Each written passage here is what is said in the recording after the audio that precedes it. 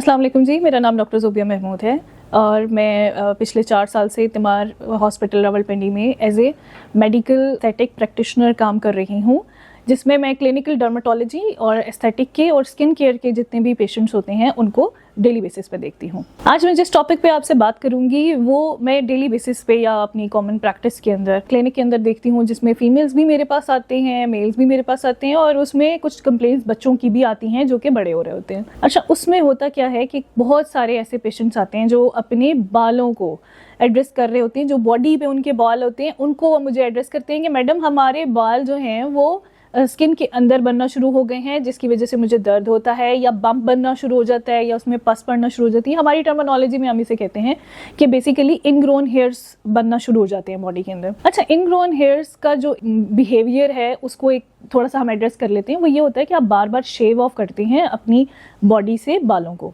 Either that is waxing, either that is आप blades use कर रहे हैं या आप ट्रिम कर रहे हैं, उसको कुछ भी कर रहे हैं।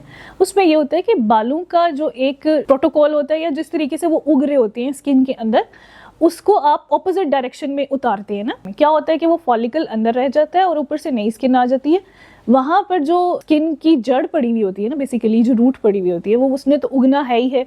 वो फिर जब उस सरफेस से बाहर आने की कोशिश कर रही होती है तो वहाँ पर बेसिकली होता है कि आपका जर्म भी है, बैक्टीरिया भी है, पसीना भी आपको आता है, बार बार आप उसे एड्रेस कर रहे होते हैं या निकाल रहे होते हैं, तो वो वहाँ पर थोड़ा सा अब्रप्ट हो जाता है और वो इनग्रोन स्किन के अंदर की तरफ ना उगना शुरू कर देता है। अब ऐसे केसेस के अंदर हमने बहुत सारे देखे कि मेल्स की दाढ़ी के अंदर उनके जो बॉडी होती है, जहाँ पर हाथों पे जिनके बाल होते हैं बहुत ज़्यादा होते हैं या नेक के अंदर बाल होते हैं, उसको बार बार वो उतारे होते हैं, तो वहाँ पे बंच बनना शुरू हो जाता है, मतलब एक गुच्छा टाइप बन जाता है। अब वो गुच्छा वहाँ पर बनना शुरू हो जाएगा, दाना बनेगा, फिर उसमें पस भी पड़ना शुरू हो जाती है। तो उसको हम लोग फिर थोड़ा सा सर्जिकली या थोड़ा सा किसी तरीके से हम लोग उसको रिमूव करते हैं ताकि वो बॉडी से बाहर आ जाए और आपकी स्किन जो है वो स्मूथ हो जाए।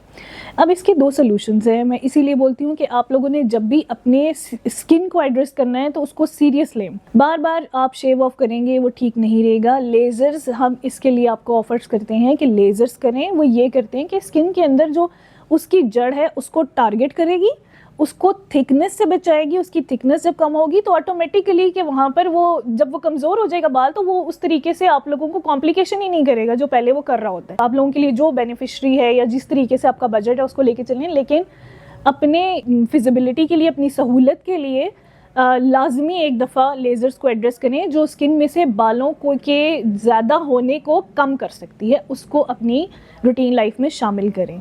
Thank you.